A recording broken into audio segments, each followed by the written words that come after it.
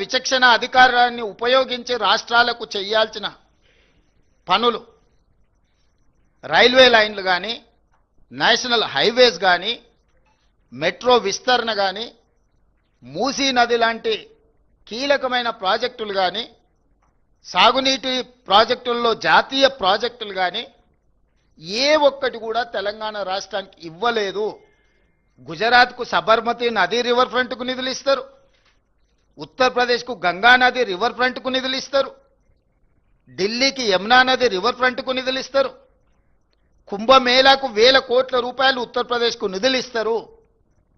తెలంగాణలో జరుగుతున్న గోదావరి పుష్కరాలు కానీ, సమ్మక్క సారలమ్మ జాతర కానీ, కృష్ణా పుష్కరాలకు కానీ, ఏ కార్యక్రమాలకు కూడా దేవుడిని నమ్మినము, దేవుడినే మేము అత్యంత ప్రాధాన్యత ఇస్తామంటే భద్రాచలంలో రాముడికి మందిరం లేదా?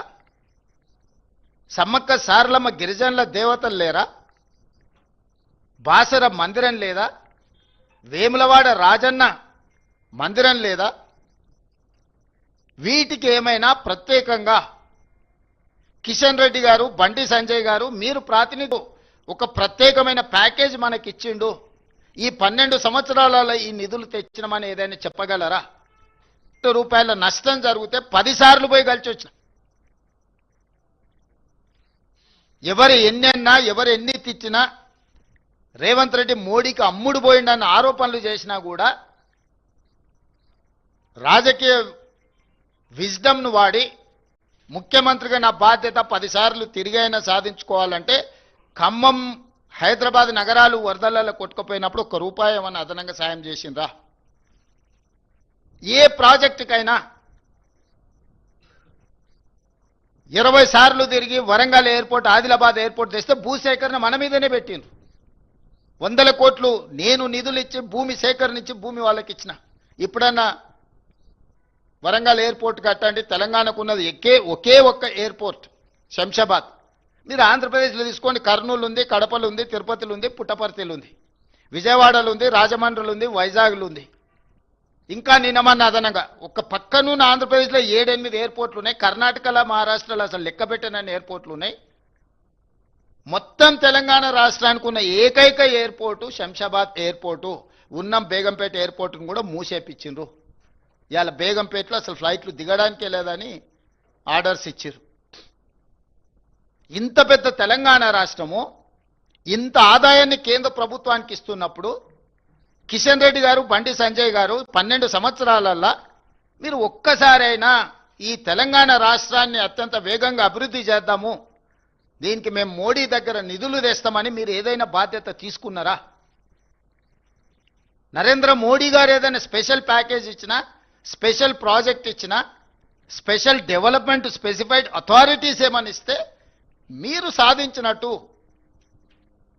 డివల్యూషన్ ప్రకారం రాజ్యాంగబద్ధంగా మనకు రావాల్సిన మనం చెల్లించిన దాంట్లో రూపాయి చెల్లితే 58 పైసలు తినేసి 42 పైసలు మనకిస్తే ఇక చూసినా మేము నిధులు తెచ్చినాం, ఈ లక్షల కోట్లు అంటున్నాం. నువ్వు ఎంత చెప్తే అందులో 58% వాళ్ళ దగ్గర ఉండిపోయి 42% నువ్వు చెప్పే లెక్క. నా రూపాయలో నువ్వు 42 పైసలు నాకు ఇస్తున్నావు, నాకు అదనంగా నువ్వు ఇచ్చింది ఏంది? నీ నాయకులు ఎంతమంది వస్తున్నారు? ఈ రోజు వరకు మీరిద్దరే కదా ఉన్నది, మోడీ కదా ఉన్నది. ఇన్ని రోజులు ఇదే కిషన్ రెడ్డి, ఇదే బండి సంజయ్, ఇదే ధర్మపురి అరవింద్ గారు, వీళ్ళే కదా ఎంపీలు కేంద్రంలో ఉన్నది అధికారము. ఏమైనా తెచ్చిందా? ఇప్పుడు మున్సిపల్ ఎన్నికల్లో కౌన్సిలర్ను మోడీని చూసి ఓటేయండి అంటారు. మోడీని చూసి ఓటేస్తే మన మోరీలో ఉన్న మురికి మోడీ వచ్చి తీస్తాడా? మోడీ దగ్గరకు పోయి అడగాలనా? మన గల్లీలో మన మోరీ నిండిపోతే మోరీని తీయాలంటే మోడీ వస్తాడా? పోనీలు పోదామంటే మోడీ కలుస్తాడా?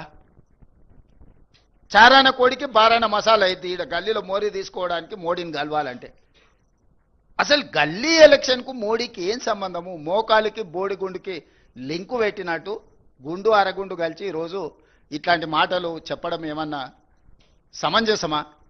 మోడీ గారిని చూసి ఓటేయమని బీజేపీ పడితే బీజేపీకి ఓటు వేయాలనా? ఓటర్లను ఆలోచన చేయమంటారు.